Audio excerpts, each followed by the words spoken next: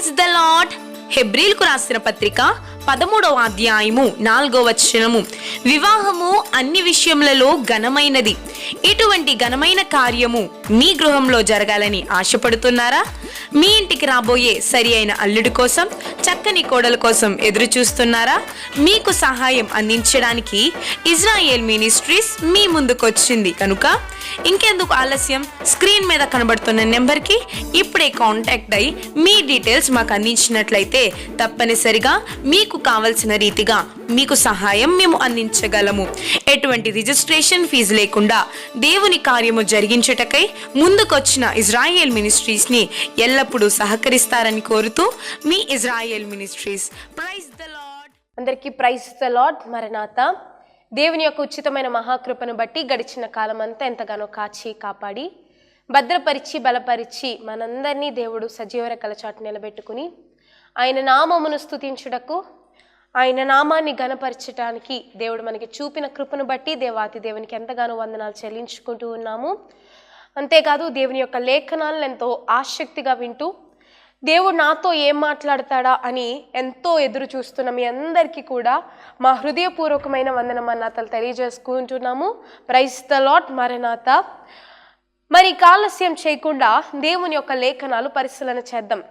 మనందరము కూడా గమనించాల్సిన విషయం ఏంటంటే, చాలామంది దైవజనులు కానీ చాలామంది చాలా ఎప్పుడు ఎవరి వాక్యం చెప్తున్నా లేదంటే ఏ పాటల్ని గొమ్మన పాడినా చాలా చోట్ల మనం వినేది ఏంటంటే, దేవునికి ఇవ్వాలి అనే విషయాన్ని మనం ఎక్కువగా వింటూ ఉంటాం.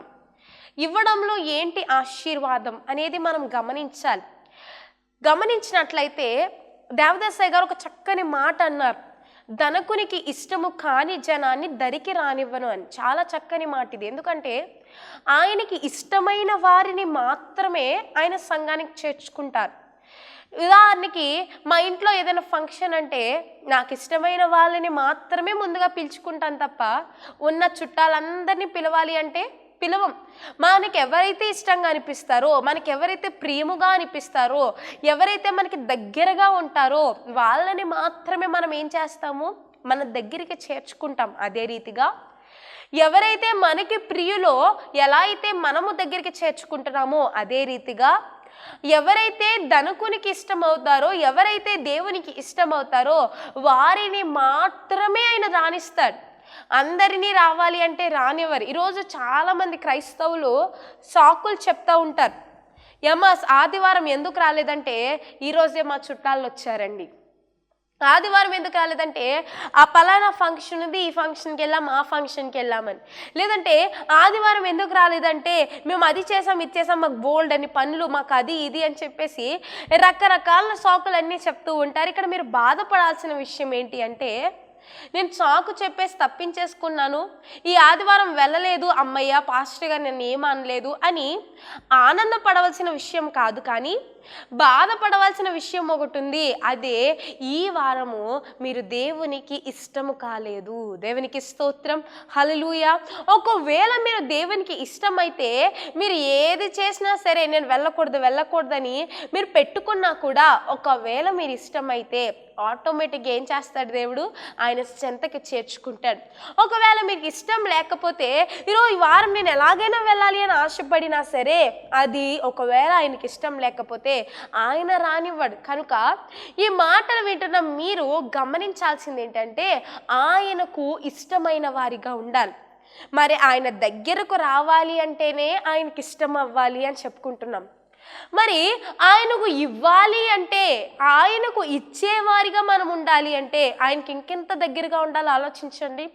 ఉదాహరణకి నాకు ఎవరైనా ఏదైనా పెట్టాలి అంటే అందరూ పెట్టేస్తారా తీసుకొచ్చి? ఒకవేళ ఎవరైనా పెట్టినా నేను అంత స్వతంత్రంగా తీసుకోగలనా? తీసుకోలేను. నేను అంత స్వతంత్రంగా స్వేచ్ఛగా నేను ఫ్రీగా తీసుకోవాలి అంటే వాళ్ళు ఎవరై ఉండాలి? నాకు బాగా ఇష్టమైన వాళ్ళై ఉండాలి, నాకు బాగా దగ్గర వాళ్ళై ఉండాలి, నాకు బాగా ప్రియమైన వాళ్ళై ఉంటేనే నేనేం చేస్తాను, స్వేచ్ఛగా స్వతంత్రంగా తీసుకుంటాను. అదే రీతిగా నేను ఈ లోక లోకంలో తీసుకోవాలి అంటే నాకు ఎంత దగ్గర అయి ఉండాలో, అదే రీతిగా దేవుడు మన దగ్గర నుండి ఏదైనా తీసుకోవాలి అంటే మనము కూడా మన తండ్రికి అంతే దగ్గర అయి ఉండాలి. దేవునికి స్తోత్రం, హల్లెలూయా. రీసెంట్గా నేను ఒకరు చెప్తుంటుంటే విన్నాను. అదేంటంటే ఆవిడ చెప్తుంది, ఏమ్మా దశమ భాగం ఎందుకు వేయట్లేదు అంటే, ఆవిడ చెప్తున్న మాట ఏంటంటే, పాస్టర్ గారికి చెప్తూ ఉన్నారు, ఏం చెప్పమంటారు పాస్టర్ గారు, ఒక్కరు సంపాదిస్తే నలుగురు తింటున్నాం. ఎంతమంది తింటున్నారు? ఒక్కరు సంపాదిస్తున్నారు, నలుగురు తింటున్నాము. మళ్ళీ ఇందులోనే ఆ సంపాదనలోనే మళ్ళీ దశమ భాగం వేస్తే ఇంకా కుటుంబం ఎక్కడ పోషింపబడుతుంది అని వెయ్యనివ్వట్లేదు పాస్టర్ గారు అని ఒక ఆవిడ చెప్తుంది. అయితే మాట విన్నప్పుడు నాకు గుర్తుకొచ్చిన విషయం ఏంటంటే, దేవుడికి ఇవ్వడానికి మనకి ఏం గుర్తుకొచ్చేస్తుంది? ఒకరి సంపాదన నలుగురు తినడం గుర్తుకొస్తుంది. కానీ ఏదైనా తీర్థం జరిగితే చూడండి, మొత్తం అంతా మనమే ఉంటాం అక్కడ. ఎందుకు అంటే ఏదో ఒకటి కొనేసుకోవాలి ఆశ, ఇది కొనుక్కోవాలి, అది కొనుక్కోవాలి, అది చేయాలి, ఇది చేయాలన్న ఆశ. అంటే అక్కడ కూడా ఆలోచించి ఉండాలి కదా, ఒక్కరు తింటున్నాము, ఒకరు సంపాదిస్తున్నారు, నలుగురు తింటున్నాం, ఇది ఆలోచించాం. లేదంటే ఎవరికైనా ఫంక్షన్కి వెళ్ళాలి అంటే ఒకవేళ పొట్టు చీర మాసిపోతే కొత్త చీరైనా కొనుక్కుని వెళ్తాం, అక్కడ ఆలోచించాం ఒకరి సంపాదన నలుగురు తినడం అని. లేదంటే ఇంకేదైనా సరే ఏదైనా చేయాలి అంటే, ఏదైనా కొనుక్కోవాలి అంటే, ఏదైనా ఒక రకముగా ఏదైనా చేయాలి అంటే మనం ఎంత మాత్రము ఒకరి సంపాదన నలుగురు తినడం అనేది ఆలోచించాం. కానీ ఒక దేవునికి ఇవ్వడంలో మాత్రమే మనం ఆలోచించే విధానం ఇలా ఉంది. మనం ఆలోచించే విధానము, అమ్మో దేవుడికి పెట్టేస్తే, ఒకవేళ ఇచ్చేస్తే మనకి లేమొచ్చేస్తుందేమో, ఒకవేళ నేను ఇవ్వడం మొదలు పెట్టేస్తే, ఒకవేళ నేను ఇవ్వడం స్టార్ట్ చేసేస్తే నేను కొరతలోకి వెళ్ళిపోతానేమో. ఈ రూపాయి ఉంటే సేవింగ్స్ కింద ఉంటాయి కదా, ఈ 10 రూపాయలు దేవుడికి వేసే బదులు ఈ 10 రూపాయలు దాచుకుంటే రేపు ఎప్పుడైనా ఉపయోగపడతాయి కదా అని ఆలోచిస్తూ ఉంటాం. కొద్దిమందికి, చాలామందికి తెలివి ఉండాలి. తెలివి చాలా ఇంపార్టెంట్. కానీ అతి తెలివి అంటారు కదా, ఆశ అతి ఆశ, అలాగే తెలివి అతి తెలివి ఉంటుంది. ఈ తెలివి ఉంటే చాలా జ్ఞానవంతులుగా చాలా చక్కగా వెళ్తుంది కుటుంబం. కానీ కొద్దిమందికి తెలివి ఉండదు కానీ అతి తెలివి ఉంటుంది. అంటే దేవుడికి ఇవ్వవలసింది కూడా దాచేసుకుందాం, దేవుడికి ఇవ్వవలసింది కూడా దాచేసుకుంటే సేవింగ్స్లో ఉంటే ఆనందంగా హ్యాపీగా ఇంకో 2 రోజులు కడుపు నిండా తినొచ్చు కదా. లేదంటే ఇంకేమైనా కష్టం వచ్చినప్పుడు, లేదంటే బాధ వచ్చినప్పుడు ఈ డబ్బులు ఉపయోగపడతాయి కదా, ఎప్పుడైనా హాస్పిటల్కి వెళ్ళాల్సినప్పుడు ఈ డబ్బులు సహాయపడతాయి కదా, ఏదైనా కుటుంబ పరిస్థితుల్లో ఇబ్బందులు, అప్పులు, వడ్డీలు, రకరకాలుగా ఇబ్బంది వచ్చినప్పుడు ఈ డబ్బులు ఉపయోగపడతాయి కదా అని ఆలోచిస్తూ ఉంటారు. కానీ దేవుడు చెప్తున్న మాట ఏంటంటే, నాకిచ్చి లేమిలోకి వెళ్ళిపోయిన వారు ఎవరు లేరు కదా. దేవుడికిచ్చి కొరతలో ఉన్న వాళ్ళు, దేవుడికిచ్చి చిన్న స్థితిలోకి వెళ్ళిపోయిన వారు ఎవ్వరూ లేరు. ఇంకా దేవుడు చెప్తున్న మాట ఏంటంటే, ఇయ్యుడే మీకు ఇయ్యబడును అని చెప్తూ ఉన్నాడు. మీరిస్తే మీకు అంతకంతకు దేవుడు ఇచ్చేస్తాడు తప్ప ఎంత మాత్రము కూడా. మా డాడీ ఎప్పుడు మాకు చెప్తున్న మాట ఏంటంటే, మీరు దేవుడికి ఇవ్వడం నేర్చుకోండి, దేవుడికి పని చేయడం నేర్చుకోండి, దేవుడికి స్తుతులు చెల్లించడం నేర్చుకోండి, అప్పుడు దేవుడు పిల్ల వడ్డీతో సహా మీకు తిరిగి ఇచ్చేస్తాడని మా చిన్నప్పటి నుంచి మాకు చెప్తూ వచ్చారు. అందుకే చిన్నప్పటి నుంచి కూడా నా 3rd క్లాస్ నుంచి ఈ దేవుడి సేవలు ఇలా దేవుడు వాక్యంలో వాడుకోవడం మొదలుపెట్టాడు. సాధారణంగా 3rd క్లాస్ అంటే మనం అప్పుడప్పుడే ఒక సెంటెన్స్ ఫార్మేషన్స్ ఇలా నేర్చుకుంటూ ఉంటాం. కానీ అప్పటి నుంచి దేవుడు ఇంగ్లీష్లో మాట్లాడడం నేర్పించాడు. 3rd క్లాస్ నుంచే ఒక బలముగా దేవుడు వాడుకోవడం మొదలుపెట్టాడు. నన్ను మా అక్కని కూడా చాలా చక్కగా దేవుడు ఆయన సేవలో వాడుకున్నాడు. ఈరోజు ఇద్దరము కూడా బలముగా 1000 మందిలో కూడా దేవుడు నిలబెడుతూ ఉన్నాడంటే గల కారణం ఏంటో తెలుసా? ఆయన విషయంలో మేము నిలబడ్డాం కాబట్టే రివర్స్లో ఆయన ఆశీర్వాదాన్ని మాకు పంపుతూ ఉన్నాడు. దేవునికి స్తోత్రం, హల్లెలూయా. మేము ఎంత మాత్రము కూడా ఏసే ఇది ఇచ్చే అది ఇచ్చే అనుకోలేదు, కానీ మేము దేవుని కోసం పడిన ప్రయాస దేవుడు చూస్తూ ఉన్నాడు. తగిన సమయం వచ్చినప్పుడు దేవుడు తప్పనిసరిగా ఏం చేస్తాడు? ఆశీర్వదిస్తాడు. ఒకానొక సమయాన్న మిమ్మల్ని కూడా దేవుడు ఏం చేస్తాడు? ఆశీర్వదిస్తాడు. కనుక దేవుడికి ఇచ్చే విషయంలో ఎంత మాత్రము వెనకడుగు వేయకూడదు. ఈరోజు నేను చెప్పే మాటలు ఏమిటి అంటే, దేవుడు ఒకానొక సమయాన్న ఒక కూడికకు వెళ్ళినప్పుడు యేసు ప్రభువారు కానుకలు పెట్టి దగ్గరే కూర్చున్నారు. ఇది మీ అందరికీ తెలిసిన విషయం, నేనేం కొత్తగా చెప్పట్లేదు. కానీ యేసు ప్రభువారు కానుకలు పెట్టి దగ్గర కూర్చున్నప్పుడు ఆ కానుకలు పెట్టి దగ్గర వైపు అలాగే చూస్తూ ఉన్నారు. ఇక్కడ కానుకలు పెట్టి ఉంటే దాన్ని అలాగే చూస్తూ ఉన్నారు. ఈ కానుకలు పెట్టి వైపు చూస్తున్నప్పుడు సాధారణంగా మీరు అందరూ కానుకలు వేస్తున్నప్పుడు నేను అలాగే చూస్తూ ఉన్నానంటే మీ రియాక్షన్స్ ఎలా ఉంటాయి? వెయ్యమా, మానమా, లేదంటే అమ్మో అలా చూస్తుంది ఏంటి చిరాగ్గా, ఇలాగా రకరకాల ఫీలింగ్స్ వస్తుంటాయి. ఒకవేళ చిల్లర వేస్తే సౌండ్ వచ్చేస్తుందేమో, లేకపోతే లేదు నేను ఎంత వేసానో క్లియర్గా చూసేస్తుందేమో, ఇలా రకరకాల ఆలోచనలు వచ్చేస్తాయి. కానీ యేసు ప్రభువారు కానుకలు పెట్టిన అలాగే చూస్తూ ఉన్నప్పుడు గొప్ప గొప్ప వాళ్ళందరూ రావడం మొదలుపెట్టారు, కానుకలు వేయడం మొదలుపెట్టారు. దేవునికి స్తోత్రం, హల్లెలూయా. విస్తారముగా కానుకలు వేస్తూ ఉన్నారు, చాలా చక్కగా కానుకలు వేస్తున్నారు. మనలాగా ఈరోజు చాలా మందికి ఇవ్వనా మా అన్న అన్నట్టున్నారు. కానీ ఆ కాలంలో ఎలా ఇస్తున్నారు? విస్తారముగా, చాలా సమృద్ధిగా కానుకలు వేస్తూనే ఉన్నారు. దేవునికి స్తోత్రం, హల్లెలూయా. మరి అలా కానుకలు వేస్తూ ఉన్నప్పుడు అలా కానుకలు వేస్తూ ఉన్నారు. లక్షల అధికారులు వచ్చారు, కోట్ల అధికారులు వచ్చారు, అందరూ వచ్చారు, ధనవంతులు వచ్చారు, పేరు పొందిన వాళ్ళు వచ్చారు, గొప్ప గొప్ప వాళ్ళు వచ్చారు, అధికారులు వచ్చారు, అంతేకాదు ఉద్యోగస్తులు, వ్యాపారస్తులు అందరూ వచ్చారు. అందరూ కానుకలు వేస్తూ ఉన్నారు. మరి వీరిలోంచి ఒకరు వచ్చారు. వాళ్ళెవరు అంటే ఒక పేద విధవరాలు. దేవునికి స్తోత్రం, హల్లెలూయా. ఒక పేద విధవరాలు దేవునికి కానుక వేయడానికి ముందుకొచ్చింది. హల్లెలూయా. మరి మీరు గమనించాల్సిన విషయం ఏంటంటే అసలు ఏంటి ఈమెలో ఉన్న ప్రత్యేకత? ఈవిడ కూడా అందరిలాగే లైన్లో వచ్చారు, ఈవిడ కూడా అందరిలాగే వేస్తూ ఉన్నారు. కానీ ఈమెలో ఉన్న ప్రత్యేకత ఏంటి? ఇంకా చెప్పాలి అంటే ఇంకా గొప్ప గొప్ప ధనం వేసిన వాళ్ళు ఉన్నారు, అధికారంలో ఉన్న వాళ్ళు ఉన్నారు, పేరు పొందిన వాళ్ళు ఉన్నారు, లేదంటే అధికారులు, రాజకీయ నాయకులు ఉన్నారు, లేదంటే వ్యాపారస్తులు, ఉద్యోగస్తులు ఉన్నారు, గొప్ప గొప్ప కులంలో, గొప్ప గొప్ప మతంలో ఉన్న వాళ్ళు ఉన్నారు, ఎంతోమంది ఉన్నారు కదా. మరి అయినప్పటికీ కూడా ఎందుకు వేస్తూ ఉన్నారు? ఎందుకు ఈమె పేరు మాత్రమే, ఈమెను మాత్రమే ఫలానా పేద విధవరాలు అని ఈమెను మాత్రమే ఎందుకు గుర్తించారు అని మనం పరిశీలించినట్లయితే దేవుడు ఒక చక్కని మాట అన్నాడు. ఏమనంటే లూకా సువార్త 21వ అధ్యాయము 4వ వచనంలో, లూక్ చాప్టర్ 21:4లో దేవుడు చెప్తున్న మాట, వారందరూ తమకు కలిగిన సమృద్ధిలో నుండి కానుకలు వేసిరి గాని ఈమె తన లేమిలో తనకు కలిగిన జీవనమంతయు వేసెనని వారితో చెప్పెను. హల్లెలూయా. ఎంత చక్కని మాట చెప్పారంటే యేసు ప్రభువారు. మనం గమనించినట్లయితే యేసు ప్రభువారు చెప్పిన ఎంత చక్కని మాట చెప్పారంటే మనం అందరం అనుకోవచ్చు, శిష్యులు అడుగుంటారు, యేసయ్య మీరేమైనా సరిగ్గా చూడలేదా? అక్కడ కానుకలు ఎంతమంది వేశారు? అంతమందిలో మీకు కేవలం ఈ బీద విధవరాలు మాత్రమే ఎక్కువ వేసినట్టు అనిపించిందా?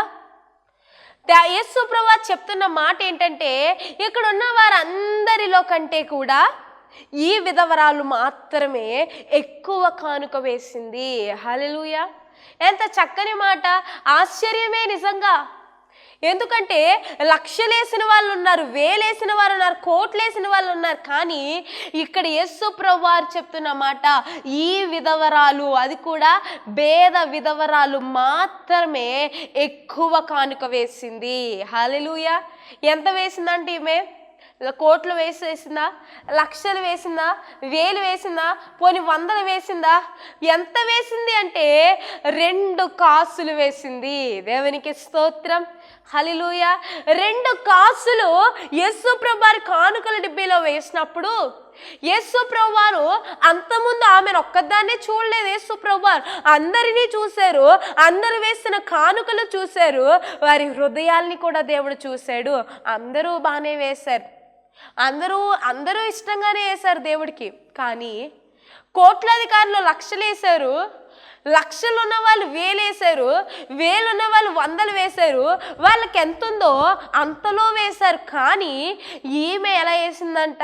మనం చూసినట్లయితే వారందరూ తమకు కలిగిన సమృద్ధిలో నుండి కానుకలు వేసిరి కానీ ఈమె తన లేమిలో ఎలా ఉందంట?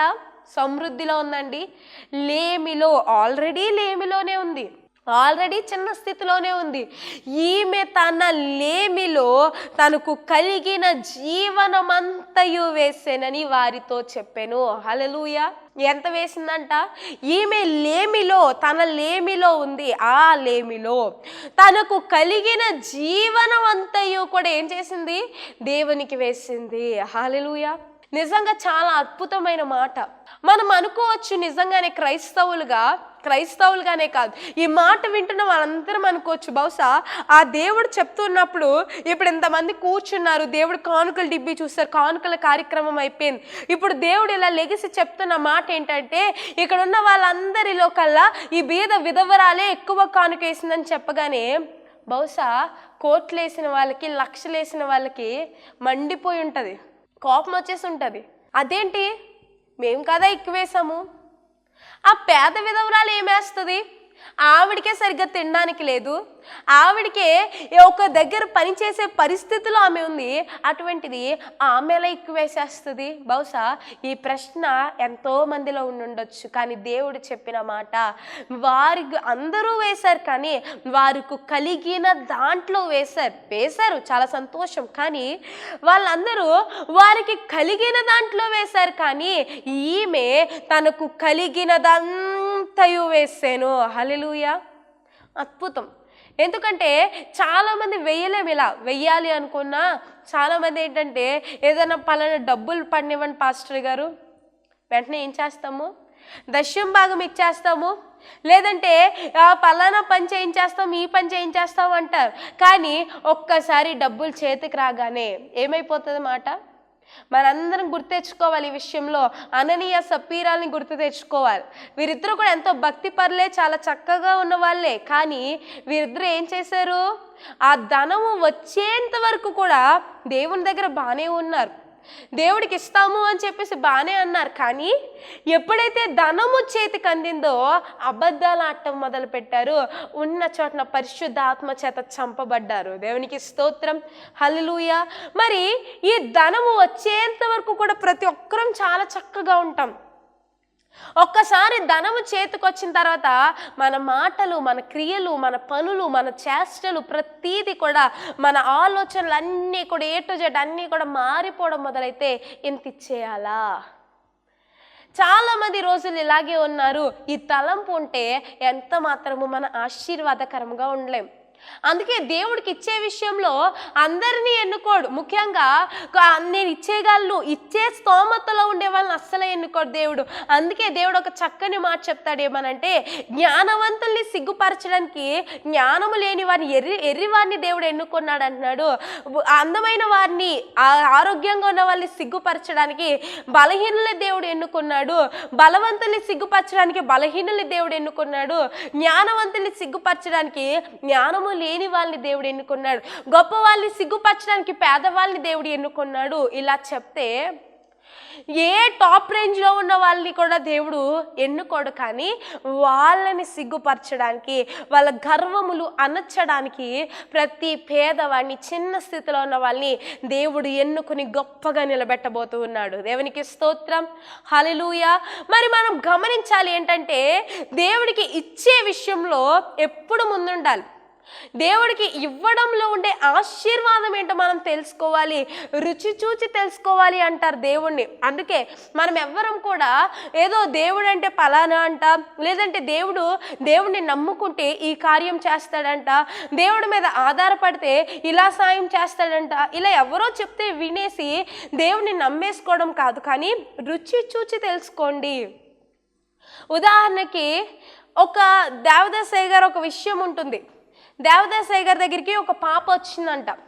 ఈ పాపకి జ్వరం వచ్చింది అని చెప్పేసి వాళ్ళ డాడీ, వాళ్ళ నాన్నగారు ఆ పాపని దేవదాసయ్య గారు తీసుకొచ్చి ప్రార్థన చేయిస్తే, దేవదాసయ్య గారు ఒక తేనె బాటిల్ తీసుకుని ఒక కొద్దిగా పాపకి ఇస్తున్నారంట. అమ్మ తీసుకో, తేనె తాగు అంటే, ఆ పాప ఫస్ట్లోని చూడండి, మనం అరుకుకి ఎలా అయితే భయపడతామో అదే రీతికి పాప ఈ తేనెకి కూడా భయపడడం మొదలు పెడుతుంది.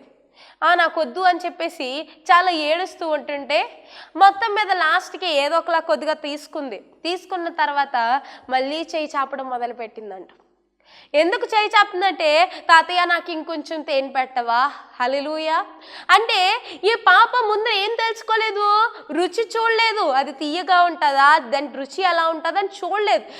దాని వాలకం చూసి, అది ఏ రకంగా, దాని రంగు ఇది చూసి, కేవలం చూసిన దాన్ని బట్టి ఎస్టిమేట్ చేసేసింది, అది నాకు వద్దు అని చెప్పింది. కానీ ఎప్పుడైతే ఇష్టం లేకుండానైనా రుచి చూసిందో, వెంటనే ఆమె ఏం చేసింది, మరలా చేయి చాపి తాతయ్య నాకు పెట్టవా అని అడుగుతుంది. దేవునికి స్తోత్రం.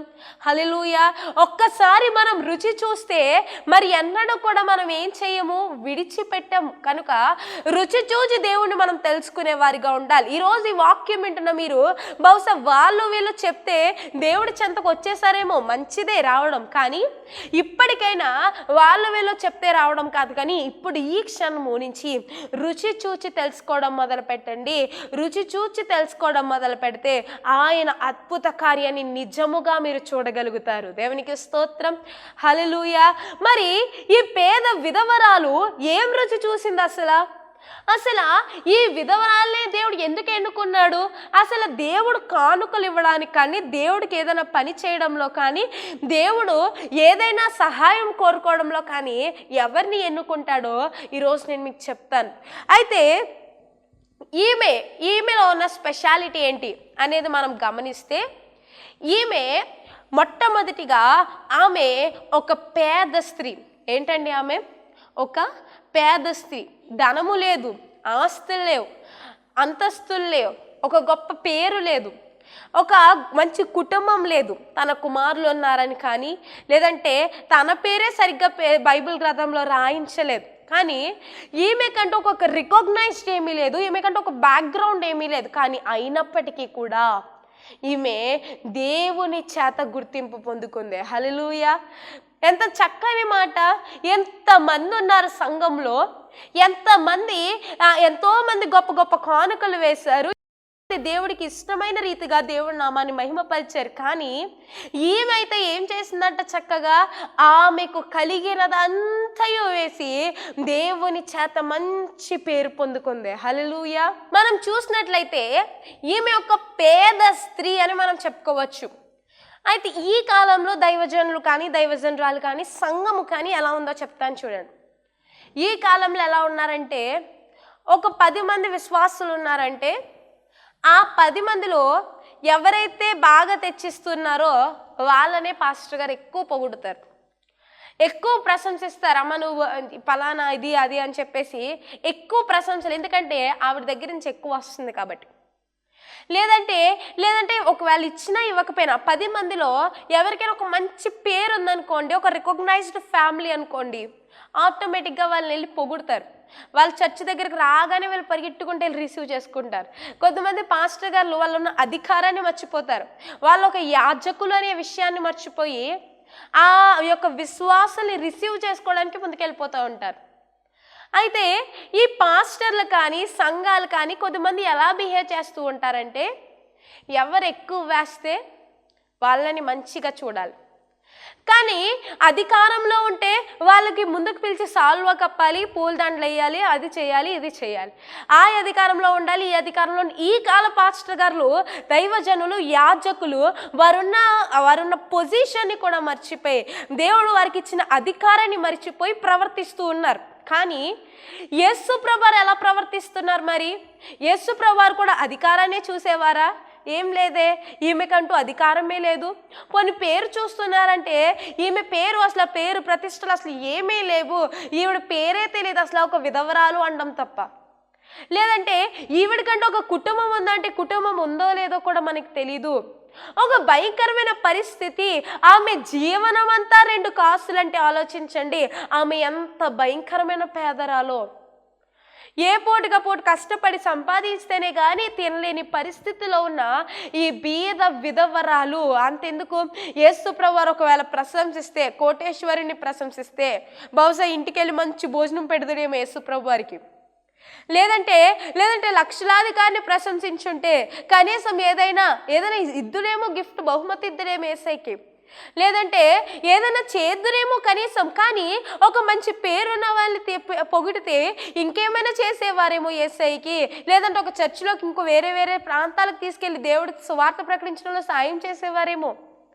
కానీ యేసు ప్రభువారు అధికారుల్ని కానీ, పేరు ప్రతిష్టలు ఉన్నవారిని కానీ, ఆస్తిపాస్తులు ఉన్నవారిని కానీ, ఉద్యోగస్తుల్ని కానీ, వ్యాపారస్తుల్ని కానీ, అందంగా ఉన్న వాళ్ళని కానీ, మంచి కులంలో మంచి మతంలో ఉన్న వాళ్ళు కానీ ఏ ఒక్కరిని లక్ష్య పెట్టలేదు. కానీ యేసు ప్రభువారు లక్ష్య పెట్టింది ఒక పేద బీద విధవరాలిని. దేవునికి స్తోత్రం, హల్లెలూయా.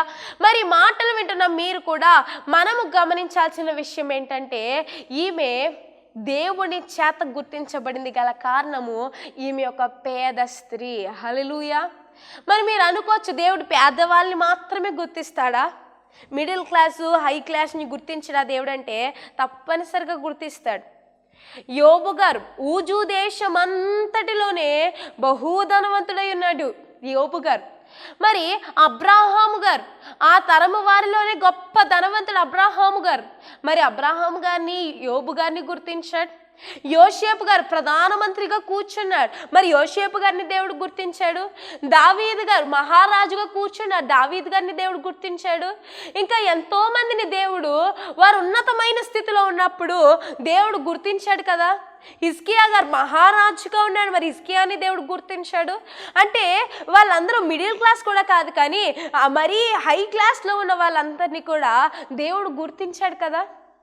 మరి ఆయన దేవాలయంను కట్టించుకోవడానికి దేవుడు సొలొమోను గారిని ఎన్నుకుని ఆ రాజుని దేవుడు గుర్తించాడు కదా.